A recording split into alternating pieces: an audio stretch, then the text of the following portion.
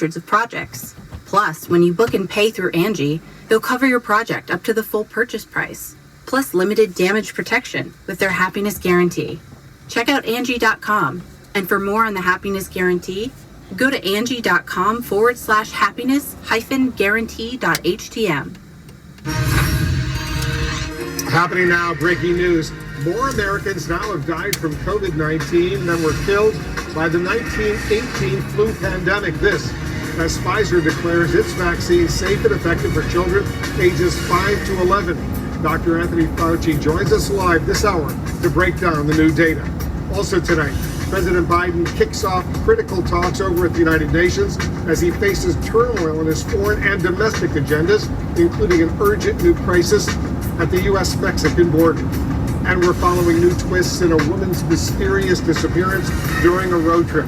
The FBI has been searching the family home of Brian Laundrie a day after the likely remains of his fiancée, Gabby Petito, were found. We want to welcome our viewers here in the United States and around the world. I'm Wolf Blitzer. You're in the Situation Room.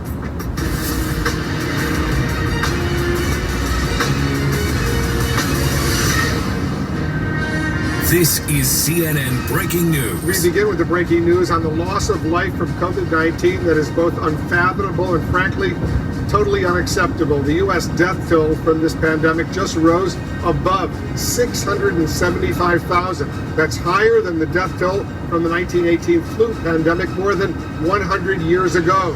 The youngest Americans are increasingly at risk in this crisis here in the United States. And tonight, they may be closer to being eligible for vaccinations. Pfizer says its vaccine is safe and effective for children ages 5 to 11 with a smaller dose, a lower dose than adults get. Let's discuss all of this and much more with Dr. Anthony Fauci, the director of the National Institute of Allergy and Infectious Diseases and the chief medical advisor to President Biden. Dr. Fauci, thanks so much for joining us. As we pass this very grim milestone, we're still losing an average of nearly 2,000 Americans to this virus every single day. How high do you fear, Dr. Fauci, the death toll could go, and what should we be bracing for? Well, I don't want to be predicting how high it can go. I can only say what we do know is that we have the capability, we have the resources, we have the vaccines to stop that and turn that around, Wolf. As I've told you many times, we now today have approximately 70 million people who are eligible to be vaccinated who have not yet gotten vaccinated. If we get the overwhelming majority of those people vaccinated, we will not see the numbers that you just mentioned. 2,000 deaths per day is absolutely terrible.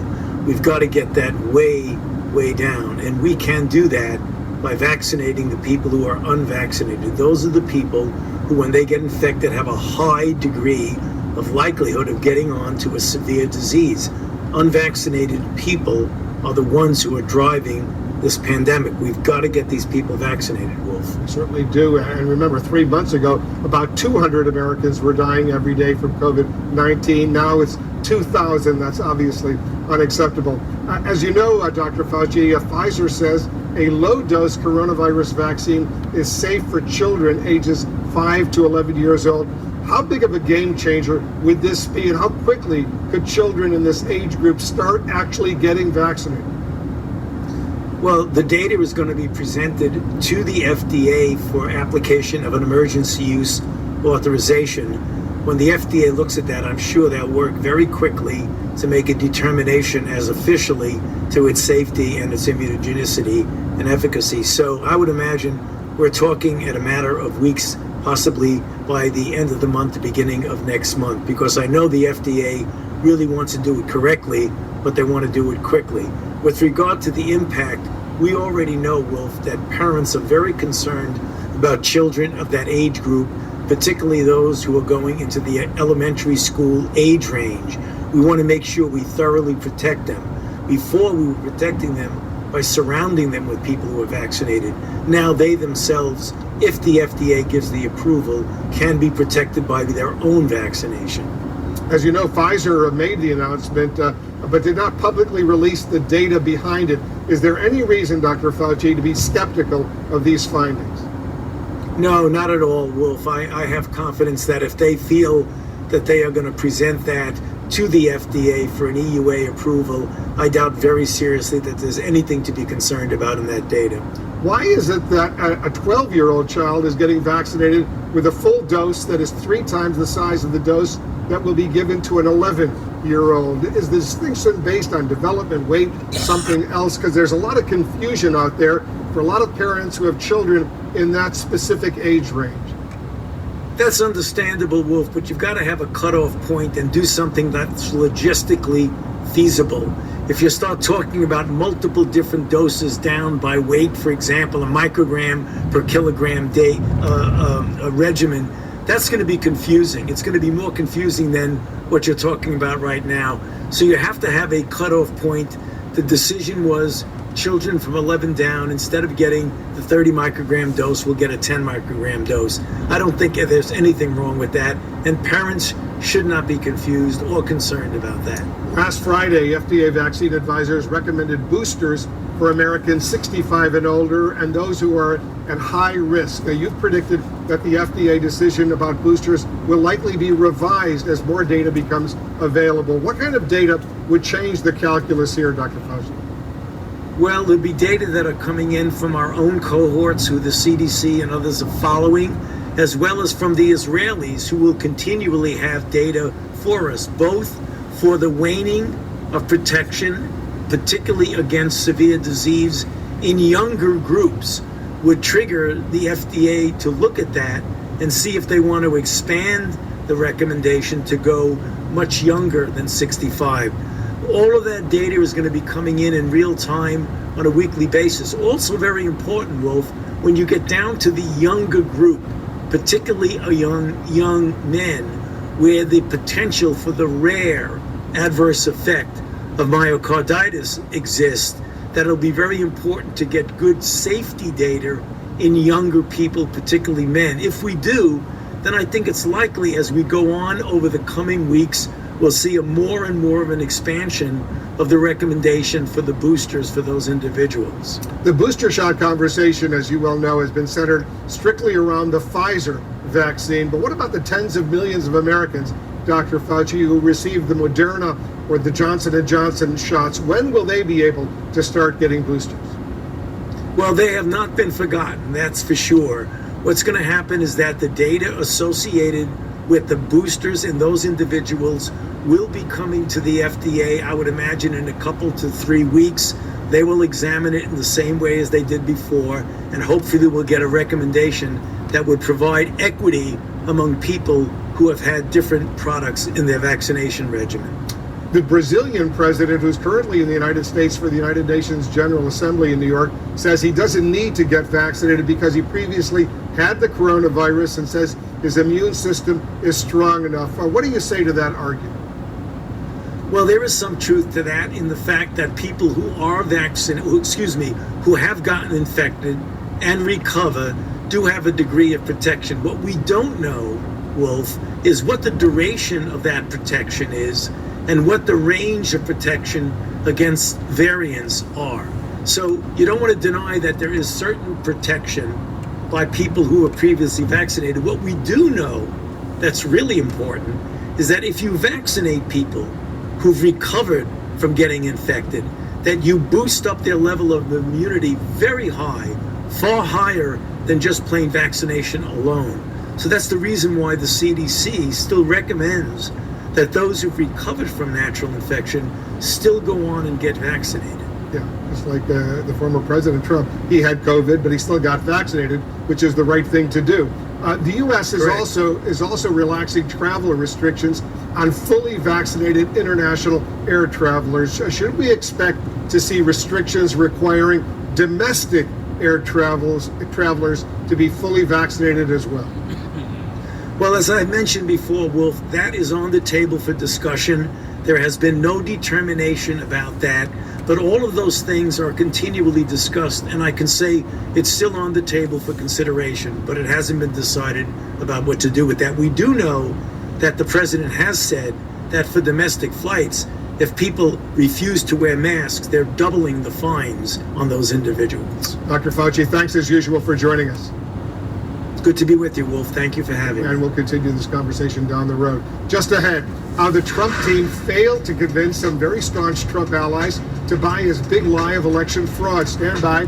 We have new details on the peril of the Trump presidency. Stay with us. You're in The Situation. It's summer, which means that millions of people are on the roads, heading to and from vacation. Seeing that check engine light come on can cause major anxiety. It's never a good feeling, especially if your car's no longer covered under a warranty. And if your car is out of warranty, that light can signal expensive car repairs. This is where CarShield comes in. CarShield picks up where your warranty left off, offering vehicle service plans that can cover expensive repairs, like your engine, transmission, and AC, which could save you thousands of dollars. Here's how it works. When your car needs repairs, use your favorite mechanic or dealership, and CarShield pays them directly. That's it. It's not just a protection plan, it's peace of mind. Get a free quote by calling 800-416-6522 or visit carshield.com. That's 800-416-6522 or carshield.com to get your free quote. We're learning new details right now of extreme efforts by former President Trump's team to convince his closest Senate allies to vote against certifying the election he lost, an effort that obviously ultimately failed. CNN's Brian Todd is working the story for us. So, Brian, more fascinating information, details coming out from the new book, Peril, by Bob Woodward and Robert Costa. Update our view. That's right, Wolf. The co-authors have some riveting new details on the back and forth between then-President Trump's personal attorney, Rudy Giuliani, and his legal team, and Republican Senators Lindsey Graham and Mike Lee. They revealed that the two senators, while backing Trump publicly, basically scoffed at Giuliani's efforts in private. Because there's not a singular voter fraud in one state. This pattern repeats itself in a number of states. Tonight, new indications that then-President Trump's personal lawyer, Rudy Giuliani, and Trump's legal team couldn't even convince two of Trump's closest allies that the 2020 election results were fraudulent. After the election and before January 6th, Giuliani met with Republican Senator and Trump loyalist Lindsey Graham at the White House. Giuliani sent Graham documents, which Giuliani believed proved his theories. But the claims were so flimsy, even Graham didn't buy them. That's according to the new book, Peril, by Bob Woodward and Robert Costa of The Washington Post. They're reporting about Giuliani and Graham, excerpted today in the Post. They write that while Graham publicly backed Trump, in private, he came to the conclusion that Giuliani's arguments were suitable for, quote, third grade. The interesting thing about Lindsey Graham is that he was one of President Trump's top allies on Capitol Hill. One of the senators he was most close with, daily conversations over the phone, frequent visits, to Mar-a-Lago. And if he couldn't convince him, then there wasn't going to be any convincing anyone. Woodward and Costa write that Trump's team also tried to convince another Trump loyalist, Republican Senator Mike Lee of Utah, that certain slates of electoral votes could be set aside by then Vice President Mike Pence on January 6th, but that Lee didn't buy that legal argument. After publicly backing Trump's efforts, Graham and Lee both in the end voted to certify the election results. And on the night of January 6th, in the wake of the attack on the Capitol, Graham voiced his frustration with Trump's efforts to counter the results. All I can say is count me out. Enough is enough. I've tried to be helpful. Neither Graham's nor Lee's offices responded to our request for comment on the new reporting by Woodward and Costa. The co-authors meet Chairman General Mark Milley, which they reported on in the book. That Milley was so concerned about Trump's mental state in the final days of his presidency that the general called his Chinese counterpart twice to assure him that the U.S. would not strike China. In an interview with Newsmax, Trump leveled a serious accusation at Milley. That's treason. I've had so many calls today saying that's treason. But Woodward and Costa tell ABC they believe General Milley's actions were not treasonous. He talked to the chiefs, the head of the Army, Navy, Marine Corps, Air Force, and said, full time, watch everything. And then he called the admiral in charge of the region in the Pacific and asked him to cancel operations that the Chinese might see as somewhat provocative. And so there's nothing hidden about this. And there's other news on Trump's big lie about election fraud. The former president on Friday wrote a letter to Georgia's Secretary of State, Brad Raffensperger, claiming that there were 43,000 absentee ballots cast in one county in Georgia that were fraudulent, calling on Raffensperger to investigate and, if the claim is true, to start the process of decertifying the election. But even as Trump has done that, criminal investigators in Georgia have been conducting interviews, collecting documents, and are possibly building a case to charge Trump criminally for his alleged attempts to overturn Georgia's 2020 election results. Wolf, story clearly not going away. Brian Todd, thank you very, very much. Let's get reaction from CNN senior commentator, the former Ohio Governor, John Kasich. Governor, thank you so much for joining us. So what do you think? Does it make any sense that, 10 months after the election, these Trump and these other supporters of hers are still alleging that he won the election? It was a big fraud, the election outcome. Wolf, I think the situation is once people make up their mind for something, it's amazing in our country today. The truth doesn't seem to matter, and they'll continue to cling to this. And I saw some polls indicating there was a significant percentage of Republicans that believed that Biden was not legitimately elected, which is it's crazy to me. And it's all about truth. I wish that Lindsey and Senator Lee had come out at that point after they reviewed this and said, there's been no fraud. There's been no court that said it. But there haven't been enough people who have come out publicly, who are kind of linked to these groups that continue to believe in some voter fraud to say there wasn't any. And that's the way to knock this down. But we're at a point today, Wolf, in our country, that people will send misinformation to their friends if it confirms something that they and their friends agree with, even if they know it's false. I mean, it is a psychological issue that we're going to all have to deal with. And what's your reaction, Governor, to the fact that Trump is now being investigated, possibly for criminal action in the steps he took to try to overturn the election, being investigated in the state of Georgia? Well, we got to see where that goes, Wolf. This is all news to me. I've just heard it for the first time. But, when it comes to voting and the legitimacy of it, we're not fooling around here. This is what representative democracy is all about, and we'll see what they come to when they get to the bottom of this. And you just heard what Bob Woodward and Robert Costa said about General Milley, the chairman of the Joint Chiefs of Staff. What's your reaction to this uproar that has developed as a result of the suggestions written in the book? Wolf, it's standard operating procedure for people in the military to have contacts in the military of other countries. And think about this. What he tried to do was to calm people. We've got many countries, not too many countries now, that have multiple nuclear weapons. You don't want them sitting on the edge of their seat.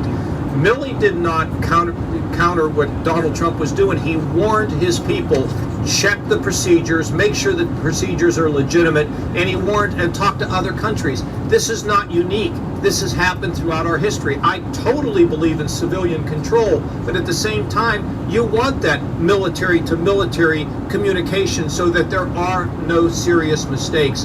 And at launch of a nuclear weapon, there's nothing more serious than that, Wolf. So Milley was right in what he did. All right, Governor Kasich, thanks so much for joining us. Coming up, President Biden's high-stakes visit to the United Nations at a time when his foreign policy is in turmoil and his domestic agenda is also under threat. This hour, President Biden meets with the United Nations Secretary General in New York, hours before addressing a critical meeting of world leaders. The president juggling multiple crises at once, impacting both his foreign policy as well as his domestic agenda. Our White House correspondent Jeremy Diamond is joining us right now. Jeremy, as the president prepares to speak to the UN General Assembly, new clashes within his own Democratic Party are now threatening to derail some of his top priorities. That's right, Wolf, and this is another critical week on Capitol Hill for President Biden's domestic agenda. And at this hour, no sign that chasm between the moderate and progressive factions of the Democratic Party is narrowing at all. Officials say President Biden will ramp up his personal engagement in trying to get his agenda passed this week. But before then, he has this speech to deliver tomorrow at the United Nations to try and calm these choppy international waters. It follows several weeks that have been very bumpy for President Biden on the world stage.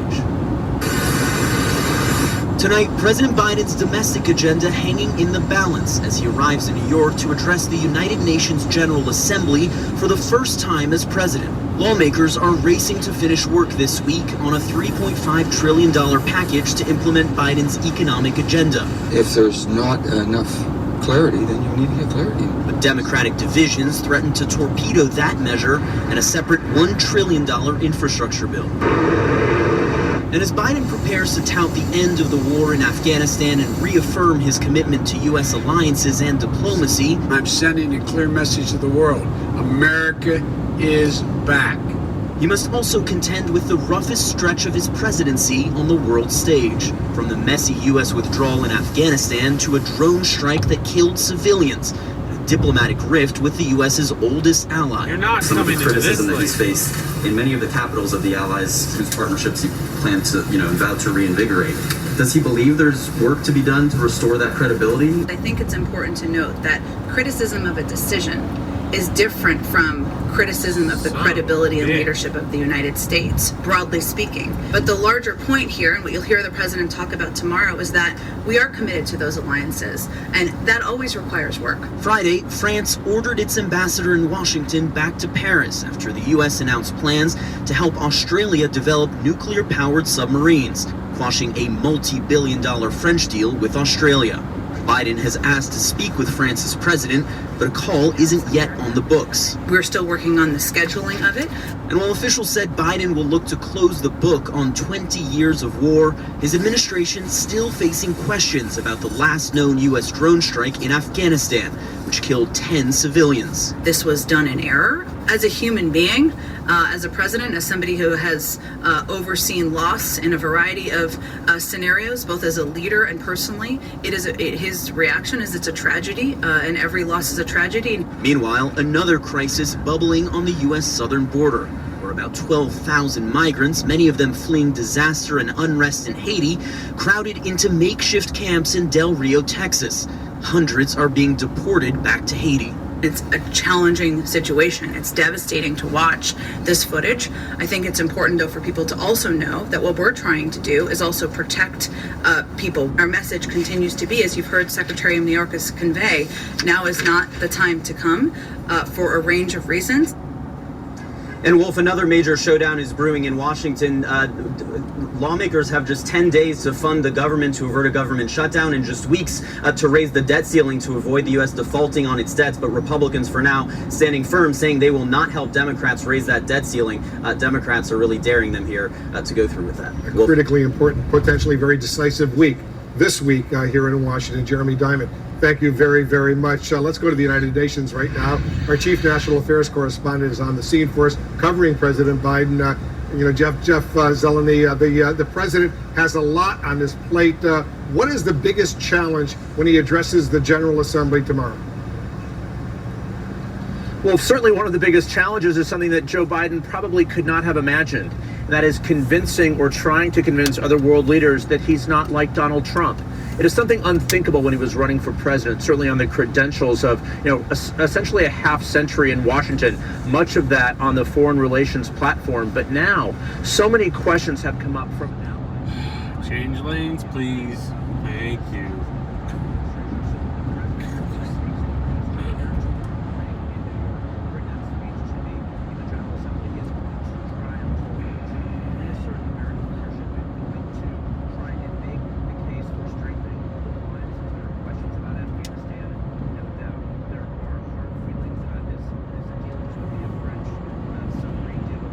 I can't wait till it's back to 3 lanes, man.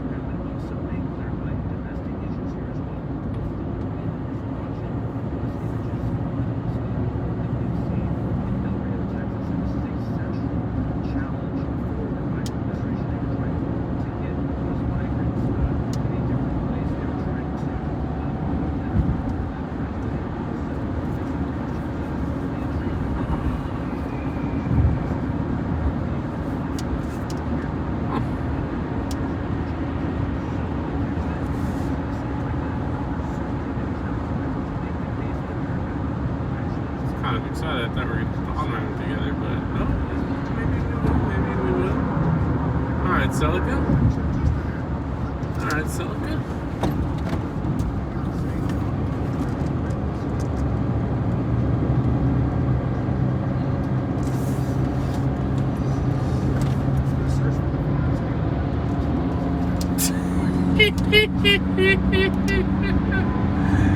Oh, I'm such a bully.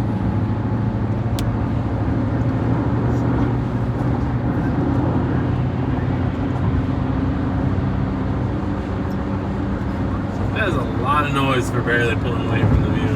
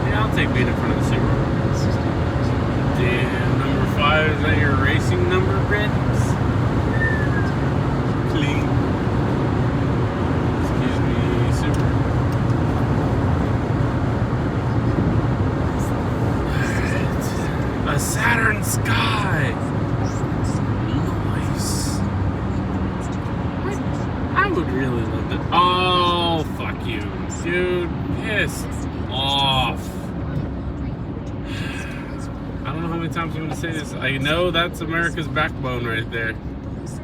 I know it is, but fuck, dude. Being stuck behind these motherfuckers is the fucking worst. Oh, he's turning right. It appears that we're all turning right. Oh, this is painful. Oh, come on, Ford.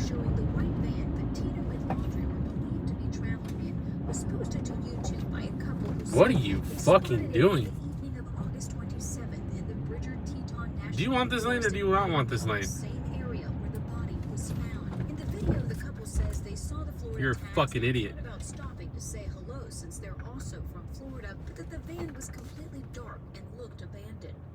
You fucking moron. Exploring the American West for the summer while posting photos and stories to their social media pages. Those posts abruptly stopped in late August, and Laundrie returned to his home in Northport, Florida with their van, but without Petito on September 1st. Petito's father, Joseph Petito, tweeting a picture of Gabby's Sunday evening saying, "Oh my lord. What a fucking nuisance."